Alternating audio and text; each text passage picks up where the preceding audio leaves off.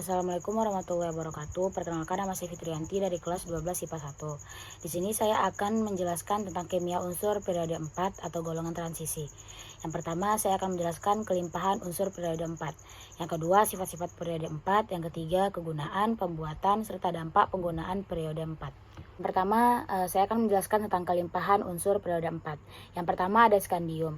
Logam ini ditemukan pada mineral torfetit. Skandium dibuat dengan elektrolisis cairan ScCl3 yang dicampur klorida lain. Yang kedua ada titanium. Ditemukan pada mineral rutil yang di biji besi sebagai ilmenit dan ferrotitanate. Titanium terdapat pula pada karang, silikat, boksit, batu bara, dan tanah liat. Titanium dibuat dengan metode Kroll yang banyak menggunakan Kroll dan karbon. Yang ketiga ada vanadium. Vanadium terdapat pada senyawa carnotite dan vanadinite. Vanadium atau logam campuran dengan besi dihasilkan dari reduksi F2O5 dengan campuran silikon dan besi. Yang keempat ada kromium. Unsur ini ditemukan pada kromit dan sejumlah kecil kromaker. Logam krom dibuat menurut proses Goldschmidt dengan jalan mereduksi Cr2O3 dengan logam aluminium. Yang kelima ada mangan.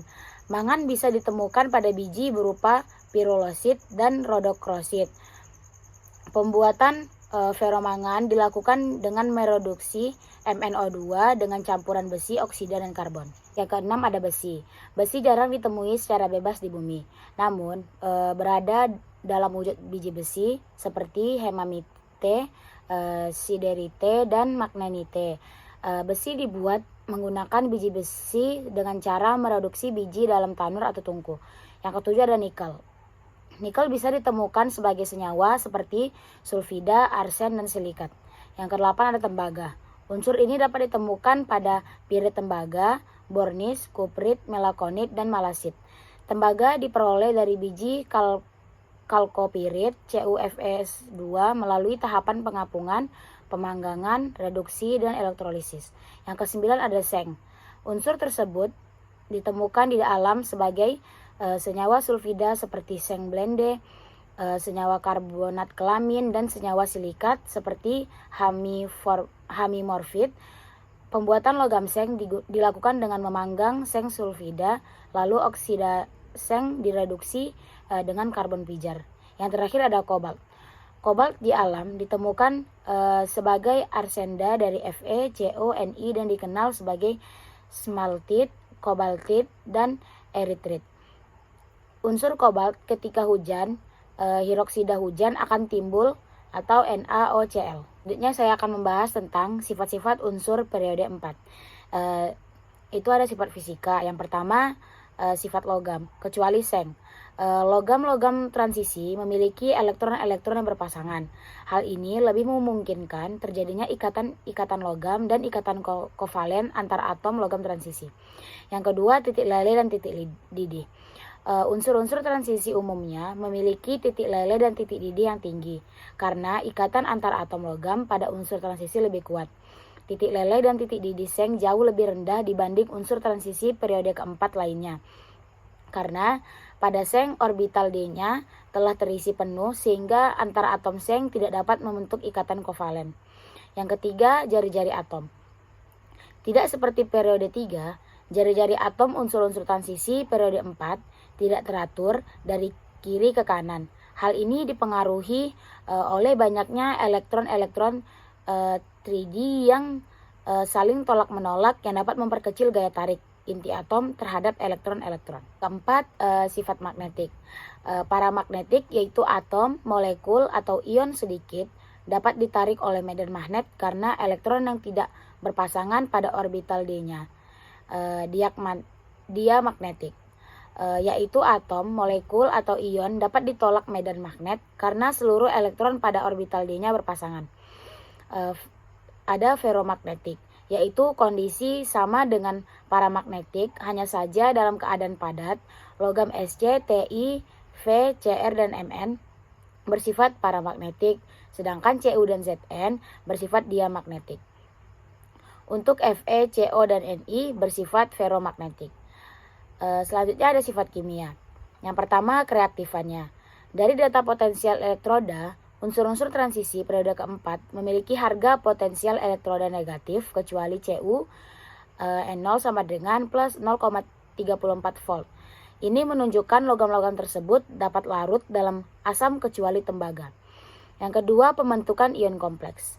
Semua unsur transisi dapat membentuk ion kompleks, yaitu suatu struktur di mana kation logam dikelilingi oleh dua tau lebih anion atau molekul netral yang disebut ligan. Antara ion pusat dengan ligan terjadi ikatan kovalen koordinasi, di mana ligan berfungsi sebagai basa Lewis atau penyedia pasangan elektron. Yang ketiga, mempunyai berbagai macam bilangan oksidasi. Unsur transisi memiliki pada orbital D. Energi elektron dalam orbital D hampir sama besar. Untuk mencapai kestabilan unsur-unsur ini, membentuk ion dengan cara melepaskan elektron dalam jumlah yang berbeda. Oleh karena itu, unsur-unsur ini mempunyai dua macam bilangan oksidasi atau lebih dalam senyawanya. Selanjutnya saya akan membahas tentang kegunaan, pembuatan, dan dampak unsur periode 4 dalam kehidupan. Di sini yang pertama saya akan membahas tentang kegunaan unsur periode 4. Yang pertama ada skandium. Untuk industri aeroangkasa dan juga untuk peralatan sukan atau basikal, baseball, senjata api dan sebagainya yang memerlukan bahan berprestasi tinggi apabila dicampur dengan aluminium. Yang kedua ada titanium. Titanium digunakan sebagai bahan pesawat terbang dan pesawat supersonik karena pada temperatur tinggi tidak memiliki perubahan kekuatan. Yang ketiga ada vanadium. Vanadium untuk membuat peralatan yang membutuhkan kekuatan dan kelenturan yang tinggi seperti permobil dan alat mesin berkecepatan tinggi. Umumnya digunakan untuk paduan dengan logam lain seperti baja tahan karat dan baja. Yang keempat ada krom. Kromium digunakan untuk mengeraskan baja, pembuatan baja tahan karat dan membentuk banyak alloy atau logam campuran yang berguna. Digunakan untuk katalis dan untuk pewarna gelas. Suatu senyawa kromium yang indah sekali adalah jamrud. Batu permata ini terbentuk jika sebagian ion aluminium dalam mineral beril diganti oleh ion kromium. Kelima ada mangan. Pada produksi baja, mangan berpartisipasi pada pemurnian besi melalui reaksi dengan belerang dan oksigen dengan memindahkannya melalui pembentukan tera. Yang keenam ada besi. Sebagai bahan utama pembuatan baja, misalnya baja stainless steel, adapun manfaat baja adalah digunakan untuk bahan cat seperti cat minyak, cat air, atau cat tembok. Yang ketujuh ada kobalt. Kobalt yang dicampur dengan besi, nikel, dan logam lainnya untuk membuat alnico alloy dengan kekuatan magnet luar biasa untuk berbagai keperluan. Alloy satelit mengandung kobalt, kromium, dan wolfram yang bermanfaat untuk peralatan berat, peralatan digunakan pada suhu tinggi, maupun peralatan yang digunakan pada kecepatan yang tinggi. Yang ke-8 ada nikel. Digunakan sebagai komponen pemanas listrik yang merupakan campuran dari Ni, Fe, dan Cr. Perunggu nikel digunakan untuk uang logam. Perak Jerman digunakan untuk barang perhiasan, pembuatan alloy, baterai elektrode, dan keramik. Nikel digunakan untuk aliase, misalnya baja stainless, monel, alnico, dan nikrom. Yang ke-9 ada tembaga. Banyak digunakan sebagai kabel jaringan listrik karena sifatnya yang menghantarkan listrik. Tembaga juga digunakan untuk membuat pipa ledeng. Yang terakhir ada seng.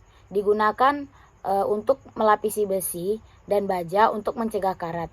Zinc juga digunakan dalam alloy, misalnya brazo atau tembaga dan zinc. Selanjutnya ada pembuatan unsur periode 4. Yang pertama ada skandium. Digunakan untuk elektrolisis cairan SCCl3 yang dicampurkan dengan klorida lain.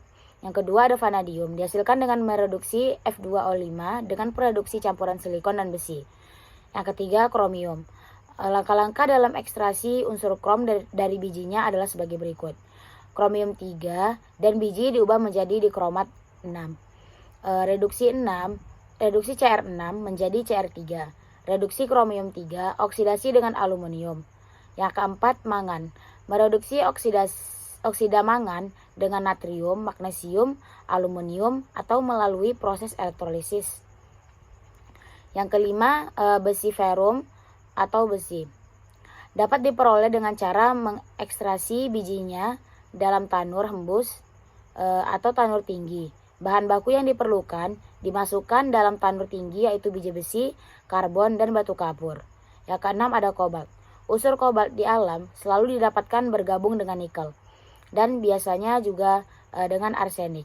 Mineral kobalt terpenting antara lain smaltite, kobaltite, dan lemacite. Yang ketujuh ada nikel. Pengeringan di tanur pengering, kalsinasi dan reduksi di tanur, peleburan di tanur listrik, pengkayaan di tanur permurni, granulasi dan pengemasan. Kedelapan, tembaga. Cu2S dan kera FeSiO3 dioksidasi dengan udara panas. Pada reaksi oksidasi tersebut diperoleh 98% sampai 99% tembaga tidak murni. Tembaga tidak murni ini disebut tembaga blister atau tembaga lepuh. Tembaga blister adalah tembaga yang mengandung gelembung gas SO2 bebas. Untuk memperoleh kemurnian Cu yang lebih tinggi, tembaga blister dielektrolisis dengan elektrolit CuSO4. Yang kesembilan ada titanium. Langkah awal produksi titanium dilakukan dengan mengubah biji rutil yang mengandung TiO2 menjadi TiCl4. Kemudian TiCl4 direduksi dengan Mg pada temperatur tinggi yang bebas oksigen. Yang terakhir ada seng. Satu metode dalam mengambil unsur ini dari bijinya adalah dengan cara membakar biji seng untuk membentuk oksida dan mereduksi oksidanya dengan arang atau karbon yang dilanjutkan dengan proses distilasi. Selanjutnya, saya akan membahas tentang dampak unsur periode 4. Yang pertama, limbah Fe atau besi. Pada pengolahan logam besi, jika limbahnya dibuang ke sungai dapat menyebabkan pertumbuhan fitoplankton yang tidak terkendali. Hal ini menyebabkan penurunan kadar oksigen dalam air sehingga akan mengganggu pertumbuhan ikan dan hewan air lainnya. Yang kedua, Cr dalam penyamakan kulit. Krom digunakan dalam penyamakan kulit untuk mencegah mengerutnya bahan sewaktu pencucian. Krom ini sangat beracun dan menyebabkan kanker. Yang ketiga ada Mn dalam pengelasan dan pembuatan baja. Pada pengelasan dan pembuatan baja dengan logam Mn akan dihasilkan suatu asap dalam jumlah yang banyak. Asap ini bersifat racun dan dapat mengganggu sistem saraf pusat. Yang keempat Cu. Pada penambangan tembaga akan terbuang pasir sisa yang masih mengandung logam Cu. Jika pasir sisa ini dibuang ke perairan, maka akan menyebabkan organisme-organisme di perairan tersebut.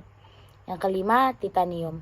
Paparan berlebihan pada manusia dapat menyebabkan perubahan di paru-paru sehingga memicu beberapa keluhan seperti sesak dan nyeri dada, batuk, serta kesulitan bernapas. Yang keenam ada skandium. Paparan gas dan uap skandium di tempat kerja bisa menjadi berbahaya. Menghirup skandium dapat menyebabkan emboli paru-paru, terutama akibat paparan jangka panjang. Skandium bisa menjadi ancaman bagi hati ketika terakumulasi dalam tubuh manusia. Yang ketujuh ada vanadium. Asap vanadium pentoksida dapat menyebabkan iritasi parah pada mata, kulit, saluran pernapasan, radang trakea dan bronkus, edema paru-paru, serta keracunan sistematik. Yang kedelapan ada mangan. Mangan dapat melemahkan paru-paru sehingga menimbulkan kesulitan bernapas. Mangan dapat menyebabkan Anda batuk lebih sering. Mangan dapat menyebabkan bronkitis dan pneumonia. Mangan dapat menyebabkan penyakit mirip influenza yang disebut pneumonitis mangan. Yang kesembilan ada tembaga. Keracunan tembaga pada manusia dapat menyebabkan efek buruk bagi kesehatan. Pada keracunan kronis akan menimbulkan penyakit Wilson, yaitu terjadi proses degeneratif pada otak dan sirosis pada hati. Penyakit lain yang ditimbulkan yaitu penyakit pada paru-paru. Yang terakhir ada seng. Seng bersifat meningkatkan kadar testosteron dalam darah yang kemudian dapat memicu terjadinya kanker. Konsumsi ZN lebih dari 150 mg per hari dapat menyebabkan kemampuan tubuh untuk menggunakan mineral lain. Efek samping yang umum terjadi adalah sakit perut, mual-mual dan muntah, rasa melatik dan dalam mulut.